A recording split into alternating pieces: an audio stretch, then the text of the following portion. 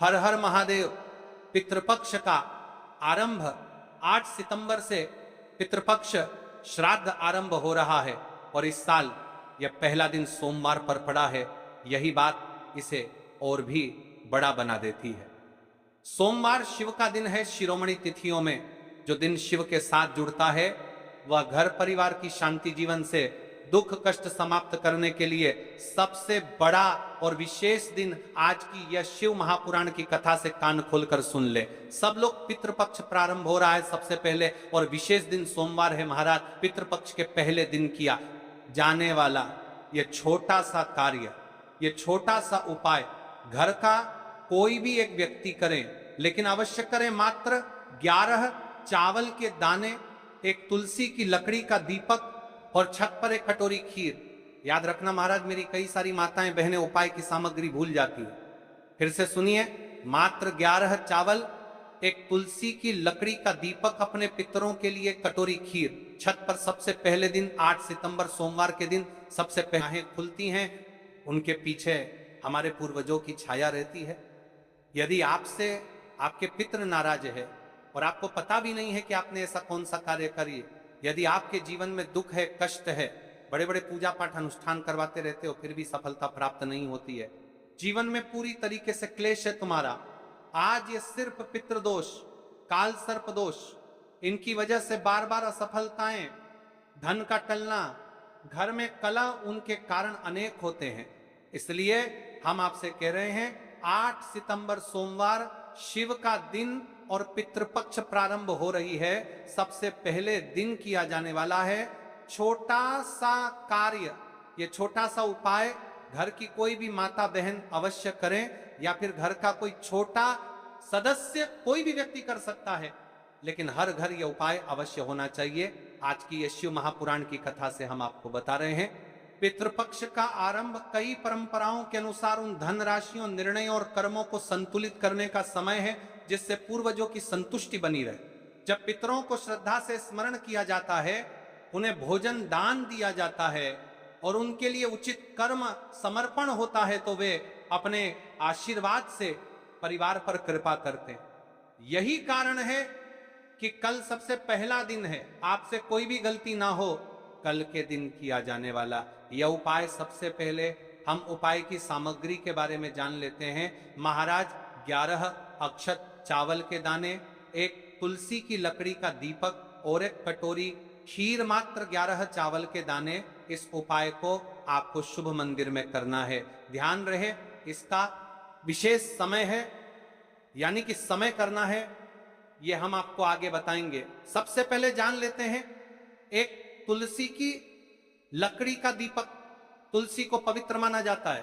तुलसी की लकड़ी से बना दीपक शुद्धि, रक्षा और देवी ऊर्जा का संकेत है। यदि आप पितृपक्ष के पहले दिन सोमवार के दिन इस तुलसी की लकड़ी के दीपक को प्रज्वलित करते हैं तो महाराज इससे पितरों को संतुष्टि मिलती है। और हम पहले ही दिन वह उपाय कर रहे हैं जो बड़े बड़े पूजा पाठ का वक्सूपर करके दिन पर नप्रति कर जानने का। महाराज पूजा पाठ करें, कामना करना महाराज अनुष्ठान में किए जाते हैं। यानी तुलसी की लकड़ी का दीपक, हम कोई साधारण दीपक की बात नहीं कर रहे हैं, इसलिए आपको उपाय को अच्छे तरीके से करना है। एक कटोरी खीर, ये अपने पितरों के लिए। लेकिन इस उपाय को आपको किस समय करना है, इसका भी एक निश्चित समय है महाराज, तो वीडियो के अंतिम तक बने रहिएगा। देखिए, हम इस विशेष पितृपक्ष में राशि से जुड़ा भाग्य भी बता रहे हैं और भाग्य में चल रही परेशानियों को भी बता रहे हैं। यदि आपके जीवन में कोई परेशानी चल रही है तो आप कमेंट बॉक्स में अपना नाम और अपनी राशि अवश्य लिखें। अगली कथा में हम आपको बताएंगे आपकी राशि से जुड़ा भाग्य। अब बात कर लेते हैं उपाय के बारे में। देखिए महाराज, कई सारे उपाय ऐसे रहते हैं जिन उपायों को करने के लिए पूरे घर परिवार में से एक ही सदस्य योग्य रहता है। तो अब बात कर लेते हैं कि इस उपाय को कौन कौन व्यक्ति कर सकता है। यह उपाय किसी भी परिवार के सदस्य द्वारा किया जा सकता है। पुरुष, महिला, युवा या वृद्ध पर अनुभव कहता है कि यदि घर की कोई बड़ी माता बहन इसे शुद्ध भाव से करे तो प्रभाव थोड़ा तीव्र व शीघ्र दिखाई देता है। इसलिए परंपरा में महिलाओं का यह भूमिका मान्य रही है, पर यह कोई कठोर नियम जिनके परिवार में धन लाभ टिकता नहीं, जिनके घर में बार बार कलह और झगड़े होते हों, जिनके कार्य अटक जाते हों, जिनके मन में यह संशय रहे कि पुरखों की असंतोष की वजह से बाधाएं हैं। पर ध्यान रहे, ये उपाय किसी के खिलाफ करने के लिए नहीं है, ये अपने ही घर के कल्याण के लिए है महाराज। उपाय की ओर आगे बढ़ने से पहले जान लीजिए, आज की कथा में आया एक पत्र, जिस महिला ने पिछले वर्ष पितृपक्ष प्रारंभ होने से पहले इस उपाय को किया था, उसके साथ क्या चमत्कार हुआ। माया जी एक छोटे शहर की गृहिणी थी, उनके घर में पिछले 3 साल से आर्थिक अस्थिरता छाई हुई थी, कमाने के बाद पैसे टिकते ही नहीं थे, पति के व्यापार में अवरोध, बच्चों की पढ़ाई में बाधाएं। माया रोज पूजा करती और मंदिर जाती, पर मन में खालीपन रहता।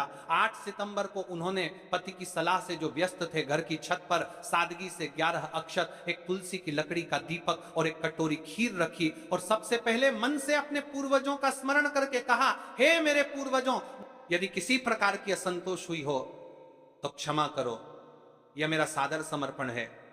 कुछ ही हफ्तों के भीतर उनके पति को पुराने कर्ज का एक हिस्सा माफ हुआ, एक पुराना क्लाइंट वापस आया, घर में पहले जैसी हंसी लौटी। माया का कहना था, मुझे बड़ा चमत्कार नहीं चाहिए था, मुझे बस अपने पूर्वजों का आशीर्वाद चाहिए था, और उन्होंने वह दे दिया। यदि उनके साथ चमत्कार हो सकता है महाराज, तो आपके साथ क्यों नहीं, क्या भरोसा। अगला पत्र इस व्यासपीठ पर आपका हो। आप जान लेते हैं राशि से जुड़ा भाग्य, जिन्होंने कल की पिछली कथा में कमेंट किया था। कल की 2 विशेष मुख्य राशि, सबसे पहले राशि है कर्क, घर परिवार और भावनात्मक तालमेल के मामले में कर्क राशि के लोगों पर आज का दिन विशेष रूप से अनुकूल सिद्ध होता है। यदि आप कर्क राशि के हैं और परिवार में कलह, अस्थिरता है, आज का संकल्प आपकी स्थिति को शांत करने में सहायक होगा। दूसरी राशि है मकर, स्थायित्व और आर्थिक उन्नति के मामले में मकर राशि के लोग अक्सर मेहनती होते हैं, पर रुकावटें उनके प्रयासों में आ सकती हैं। आज का श्राद्ध संकल्प उनकी आर्थिक बाधाओं को कम करने में लाभदायी साबित हो सकता है, परंतु यह उपाय हर राशि के लिए फलदायी है, क्योंकि इसका आधार पितृ आशीर्वाद है, जो सभी पर असर करता है। अब महाराज चलते हैं हम उसे विशेष उपाय की तरफ, जो आपको 8 सितंबर सोमवार के दिन इस पितृपक्ष में करना है। देखिए, हम आपको सारी विशेष बातें बताने वाले हैं, तो वीडियो को स्किप ना करें। तो चलिए महाराज जी, आप चलते हैं उस विशेष उपाय की तरफ, जो आपको कल इस विशेष तिथि पर करना है। और इस विशेष पावन पर्व पर हम जिस उपाय की चर्चा करने जा रहे हैं, वह अत्यंत ही दुर्लभ और शक्तिशाली है। यह उपाय न केवल भक्त की मनोकामनाओं को पूर्ण करता है, बल्कि उसके जीवन के समस्त कष्टों का निवारण भी करता है। उपाय की सामग्री देखिए, महाराज मात्र तुलसी की लकड़ी से बना दीपक, 11 चावल के दाने और 1 चुटकी हल्दी। ये तीनों वस्तुएं देखने में सामान्य प्रतीत होती हैं, परंतु इनका महत्व और शक्ति अद्भुत है। जब इन्हें सही विधि से, सच्चे मन और श्रद्धा के साथ शिव मंदिर में प्रयोग किया जाता है, तब यह उपाय अलौकिक परिणाम प्रदान करता है। किसी भी धार्मिक कार्य का प्रारंभ बिना गणपति पूजन के अधूरा है। इसीलिए हम सबसे पहले विघ्नहर्ता, मंगलकर्ता, प्रथम पूज्य श्री गणेश जी को प्रणाम करते हैं। हे गणेश जी, हमारे जीवन से विघ्नों का नाश करो, सुख, शांति और समृद्धि प्रदान करो। और आज जो उपाय हम करने जा रहे हैं, उसमें कोई भी बाधा न आने दो। वक्रतुंड महाकाय सूर्यकोटि समप्रभ निर्विघ्नं कुरु मे देव सर्वकार्येषु सर्वदा। देखिए महाराज जी, अब हम बात कर लेते हैं सबसे पहले उपाय के बारे में। तो देखिए, तुलसी की लकड़ी का दीपक, 11 चावल के दाने और 1 चुटकी हल्दी। तो सबसे पहले आपको हम दीपक के बारे में बताते हैं। तुलसी की लकड़ी का दीपक, तुलसी माता का वर्णन शास्त्रों में अत्यंत पवित्र माना गया है। तुलसी के बिना कोई भी पूजन अधूरा है। यद्यपि शिवजी को तुलसी अर्पित नहीं की जाती, परंतु तुलसी की लकड़ी का उपयोग जब दीपक के रूप में किया जाता है, तो यह विशेष ऊर्जा उत्पन्न करती है। यह दीपक भक्त की मनोकामना पूरी करने में सहायक होता है। अब देखिए महाराज जी, 11 चावल के दाने का महत्व जानिए। चावल शुद्धता और समर्पण का प्रतीक है। हर दाना अखंडता और पूर्णता का द्योतक है। 11 अंक स्वयं में शक्तिशाली है। यह एकता और आध्यात्मिक जागृति का प्रतिनिधित्व करता है। जब 11 चावल शिवलिंग पर अर्पित किए जाते हैं, तो यह 11 इंद्रियों का नियंत्रण और शुद्धिकरण करता है। मात्र एक चुटकी हल्दी, हल्दी मां भगवती का प्रिय है और यह सौभाग्य, आयुर्वेद और पवित्रता का प्रतीक है। शास्त्रों में कहा गया है कि जहां हल्दी का प्रयोग होता है वहां मां लक्ष्मी का वास होता है। इसलिए जब इस हल्दी प्रयोग शिव मंदिर में किया जाता है तो यह शिव शक्ति और लक्ष्मी दोनों की कृपा प्रदान करता है। पितृपक्ष है। अब कई सारे लोग प्रश्न करेंगे कि महाराज जी ना ही शिव जी को तुलसी समर्पित कर सकते हैं और ना ही इस उपाय को किया जाता है। तो देखिए, इस उपाय को आपको शिव मंदिर की चौखट पर करना है। यह जो दीपक हम प्रज्वलित करेंगे ये शिव मंदिर की चौखट पर करेंगे। तुलसी का संबंध आध्यात्मिक शांति, मानसिक स्थिरता और रोग नाश से है। जब तुलसी की लकड़ी का दीपक जलता है तो घर या मंदिर के आसपास की नकारात्मकता तुरंत दूर हो जाती है। महाराज जी, आपको इस तुलसी की लकड़ी के दीपक के बारे में हम आपको सबसे पहले बताते हैं। हालांकि आपके तीनों उपाय को साथ में ही करना है, लेकिन सबसे पहले और प्रथम तुलसी की लकड़ी का दीपक तो देखिए। तुलसी की लकड़ी प्राप्त करना, यदि घर में तुलसी का पौधा है तो उसकी जड़ के पास की नरम लकड़ी लेनी है। यदि घर में तुलसी का पौधा नहीं है तो बाजार से भी तुलसी की लकड़ी खरीदी जा सकती है। कई सारे घरों में तुलसी का वृक्ष नहीं होता है तो आप यह भी कर सकते हैं, ध्यान रहे, यदि आप किसी और के घर से ले रहे हैं दक्षिणा अवश्य दें। बिना दक्षिणा के तुलसी लेना अशुभ माना जाता है। लकड़ी को तैयार करना, तुलसी की लकड़ी को छोटे टुकड़े में काटकर उसकी बत्ती बनानी है। उस बत्ती पर कपास रुई लपेटना है ताकि वह दीपक में ठीक से जल सके। अब यहाँ पर महाराज जी कई सारे लोग प्रश्न करते हैं कि दीपक हमें आटे का लेना है या फिर हमें दीपक मिट्टी का लेना है। तो देखिए, आपको मिट्टी का दीपक का प्रयोग करना है क्योंकि हम तुलसी के लकड़ी के दीपक वाला उपाय कर रहे हैं। ठीक है, दीपक केवल मिट्टी का होना चाहिए, पीतल, कांसे या किसी धातु का दीपक इस उपाय में उपयोग नहीं करना। मिट्टी का दीपक धरती तत्व का प्रतिनिधित्व करता है और यह शिव पूजन में सबसे उत्तम माना जाता है। अब देखिए महाराज जी, हमें तेल का किस प्रकार प्रयोग करना है। तो देखिए, तेल का प्रयोग इस दीपक में तिल का तेल या घी का प्रयोग करें। तिल का तेल पापों का नाश करता है और घी समृद्धि व शांति का वास कराता है। अब कई सारे लोग प्रश्न करते हैं कि महाराज जी, आपने हमें यह तो बताया ही नहीं कि कितने दीपक का उपाय करना है। आखिर दीपक कितने बने हैं, तो देखिए कितने दीपक जलाने।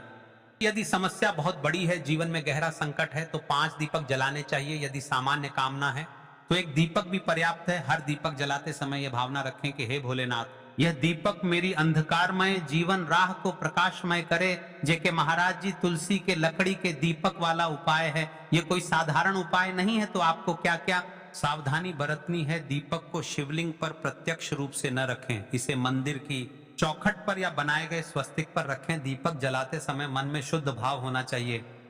बुझने के बाद उसकी राख को पवित्र स्थान पर ही विसर्जित करें। महाराज जी, जैसे ही तुलसी की लकड़ी का दीपक जलता है वैसे ही साधक को एक अलग ही शांति का अनुभव होता है। मन का तनाव समाप्त होता है। आंखें बंद करके जब दीपक की लौ के सामने बैठते हैं तो लगता है कि यह लौ सीधे आत्मा से संवाद कर रही है। यह लौ मानो भगवान शिव के आशीर्वाद का प्रतीक बन जाती है। अब देखिए महाराज जी, हम बात कर लेते हैं 11 चावल के दाने वाले उपाय के बारे में। ठीक है, 11 चावल का धार्मिक महत्व। महाराज जी, चावल अन्न भोजन का साधन नहीं है, बल्कि इसे पूर्णता, शुद्धता और अखंडता का प्रतीक माना गया है। वेदों और पुराणों में अन्न को अन्न देवता कहा गया है। अन्नमा ब्रह्मेति व्यजानात्, यह उपनिषद का कथन है, अर्थात अन्न स्वयं ब्रह्म है। इसलिए जब भक्त शिव जी को चावल अर्पित करता है तो वह केवल एक दाना नहीं चढ़ाता, बल्कि अपनी आत्मा और जीवन का समर्पण करता है। अब सबसे महत्वपूर्ण प्रश्न उठता है कि 11 चावल ही क्यों? शास्त्रों में कहा गया है कि मनुष्य के शरीर में 11 इंद्रियां होती हैं। जब भक्त 11 चावल के दाने शिव जी को अर्पित करता है, अपनी 11 इंद्रियों को भगवान को समर्पित करता है। यह समर्पण साधक के भीतर शुद्धि और संयम लाता है। अब देखिए महाराज जी, चावला के दाने कहां से लेने हैं, कैसे लेने हैं, इस बात पर चर्चा कर लेते हैं, क्योंकि कई सारे लोगों को मन में यह भी प्रश्न रहता है। घर में रखे चावल का प्रयोग किया जा सकता है, चाहो तो दुकान से भी ले सकते हो। ध्यान रहे, चावल अखंड और शुद्ध होने चाहिए। टूटे हुए दाने अशुभ माने जाते हैं। 11 दानों को अलग करके एक छोटे डिब्बे या पुड़िया में सुरक्षित रखना है। चावल अर्पण की विधि अब सुनिए महाराज। चावल के दानों का प्रयोग कैसे करना है?